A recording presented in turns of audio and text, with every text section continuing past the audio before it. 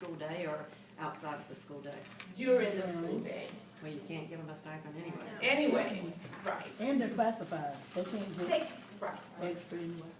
right, and they don't, we can't do overtime for classified. So, nobody, that person can't think of anything.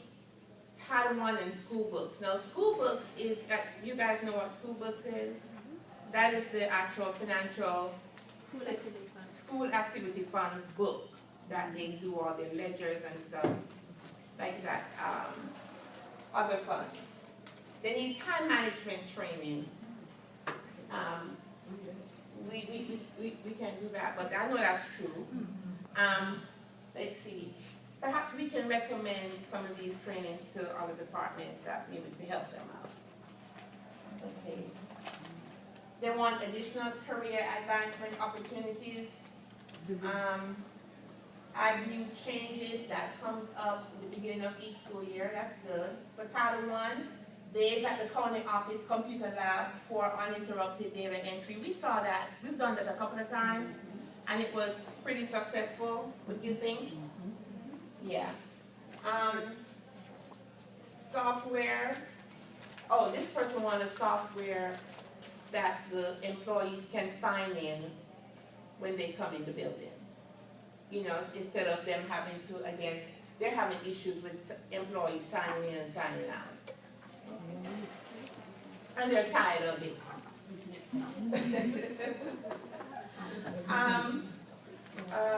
More detailed one-on-one training. Again, there are school books and comprehensive training and orientation for bookkeepers under the leadership of a bookkeeper trainer or a lead bookkeeper. This training should include pre- and post-criterion, content, and job-based assessment. Bookkeepers should not be released to responsibility centers until satisfactory completion of training and assessment. I thought that was cool. Yeah, that's good. Yeah. So, well, I know you guys know that they do an initial training with Vernon when they come in, but after that initial welcome training, there is nothing else. And that may take a few hours to get that training, and then after that, they don't get anything else. They're handed a manual, and they have to go off on their own. If they have questions, they call Vernon. Okay, so what do you guys think of the their answers and stuff that we've seen thus far? It's amazing to see their perspective and where they think they are. Because that's definitely not where we are. So are you guys seeing some of the things that they're saying? Do you guys agree? A lot of what they're saying is out of Title I's control. So I think that they answered the survey questions based on their everyday daily functions as opposed to Title I functions. I think for us, we could probably help them get better organized and show them what works for us as far as organization.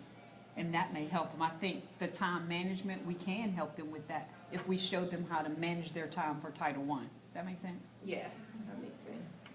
I think it's interesting that they're leaning toward not being able to perform their duties and responsibilities because of other things. However, for the time that they do have to do their job, they're still not doing the job. Right. So it's not that they're being pulled away. Even if you have 3 hours to do it, in that 3 hour span of time, it's not being done effectively. And I think part of the problem is, and I'm not down on principals, that principals need to use more specific guidelines when they are putting these people in these positions. Not because they were the para, or because they've been going a long time. What are the characteristics that you're looking for that, makes them be more competent? And I think a lot of times they put them there because they do like them, because they are good people. They were a good custodian, whatever they were, but they need to have the skills that they need for that skill set. Right, because everyone's not good with money and managing funds, and I think a lot of times, some of the bookkeepers who've been here forever and a day, is also, you gotta take ownership. Yeah, I think that's an important part, is taking ownership. This is my job, this is what I gotta do. So if you've been in a position for 20 years, you should be able to run circles around some of these people, and that's not the case. And not all of them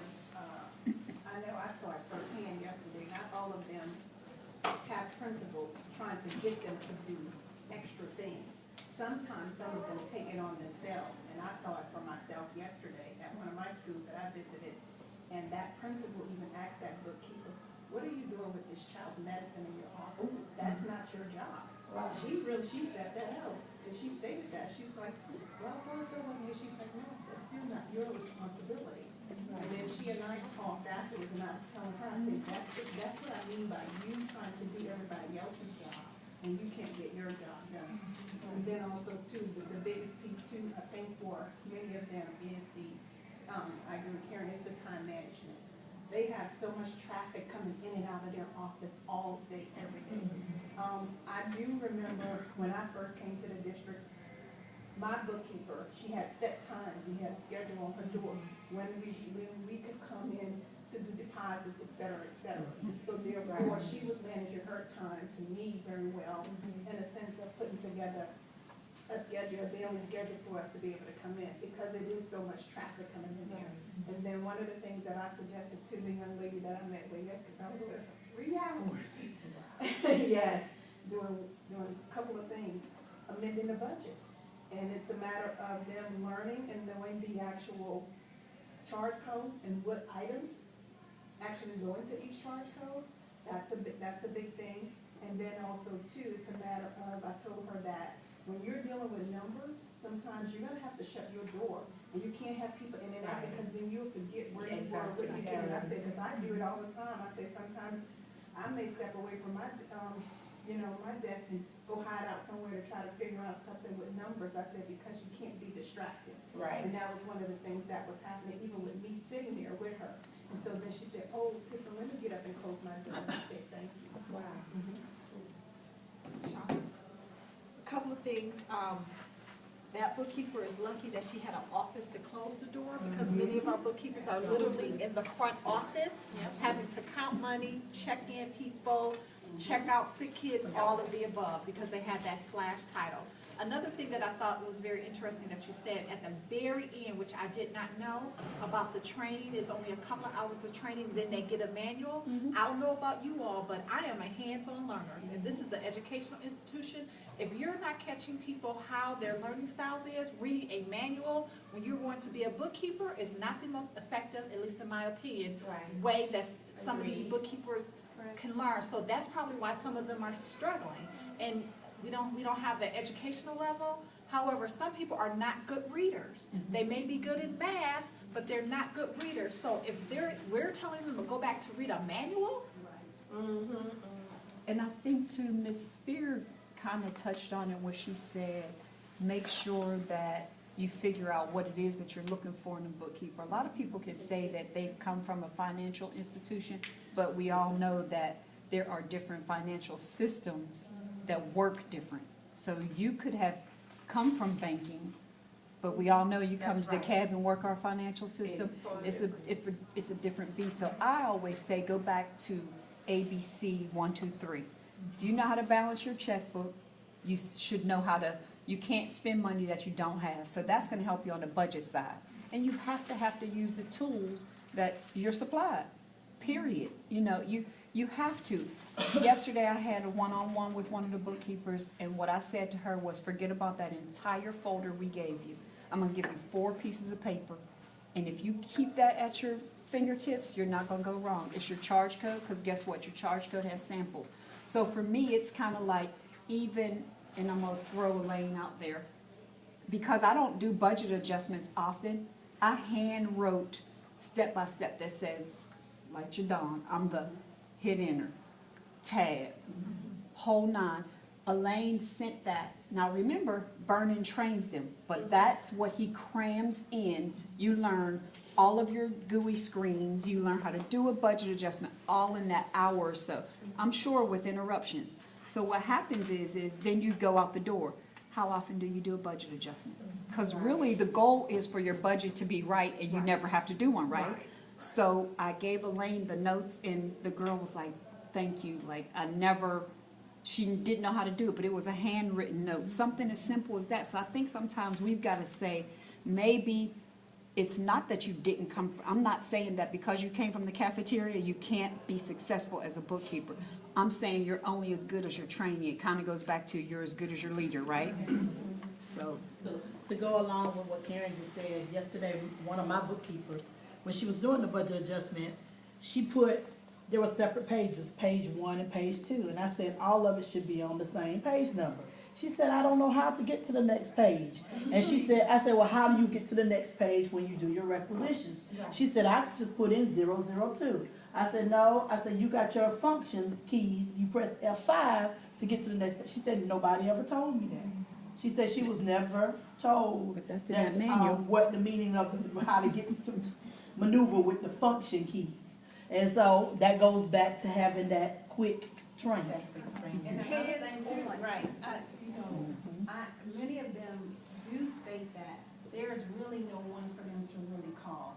Yes, we say Vernon can't do everyone in the district, and that's their frustration too. I know we put that last one down there about that new bookkeeper that I had before, because that was something that she was stating that she wished that the district had. She said if they were to ever put a position out there, she would apply. Maybe they can go and do that now. Do good 5 per region, and allow that person to be the lead bookkeeper to help those bookkeepers when they're struggling within that region. That, I think that would be helpful. or for them. even when Can they someone's say out that? and we have to do the work for them, because Dr. Warren gave me permission to enter some requisitions for a bookkeeper that was out on FMLA. So really, there needs to be, There that's a needs to be good, yeah. someone. Actually, recently I spoke with a bookkeeper and she told me that she is the lead bookkeeper for her region now. That they have, you Some- know, what is the regional model? Some regions have assigned some people, Yeah. just like they have a lead principal. Ziegler's done that in her But let's region. go back. If I heard all through this presentation, I'm overwhelmed, I go pick up, hey, whatever, I, order the wife some flowers, that kind of stuff. How do you have time to do your job functions? Because everybody, that's what they say all the time, I'm overwhelmed. Can you get me an office? Am I overwhelmed? Can you pay me a stipend? But, so if you have a lead, how do you have time to answer questions? The lead is floating, right? No, you're still you doing are your in- work. No, they're still, If they're I in have a schools. problem, I'm are gonna a call you bookkeeper, so and you say, call that. yeah, You call her. yeah. Yes, Sandra, one last thing, my name is. It goes back to the time management and what Karen was saying. Some of it is that relationship that they have with the principal and how much they were involved in the Title I process. Because those schools that are purposeful with their planning, where that bookkeeper has sat there through the entire process, Yeah. it doesn't take a whole lot of time to enter requisitions for Title I. Right. They get it and they're done. Right. It's those people who don't have those relationships, who are not involved in the process, where they're piecemeal. One day they may get this right, and then about 5 days later, they're getting another long list. Great, yes. Say one thing, Uh-huh. maybe, next year, look at pairing, new bookkeepers with better bookkeepers who know how to do it. Like they said, lead bookkeeper, and let them be partners through the year for a while, to kind of help them get through, so they don't feel like they're out there just by themselves. And even maybe share some of your results with finance, so they'll know they need to kind of, the training needs to be more than a couple of hours. Yes. Yes, good point. We've done the pairing as well, so, but check this out. So we see this is the area of needs, basically what we all talked about. Navigating GUI, they need more training on that. Entering requisitions, the knowledge about or supporting documentation that we have here in Title I. Closing POs, and these are the areas that we see a lot of errors in, and you guys see them too. And as a result, we have unspent funds because, oh, I didn't enter the requisition in time, and, it's too late to spend it before the end of the school year. And reconciling their budget activity logs. Okay, so, here are some things that we've done in the past to try to assist or to, alleviate the issues that we're having. We've done annual training. We've done various delivery models in those trainings. We did sit and get, we did hands-on, we had them on the computers, we gave them sample requisition to enter, we gave them a quiz, we did games. We even did one day where we went in and we said, okay guys, you talk to us. Help us help you. Tell us what you need. And that didn't, bear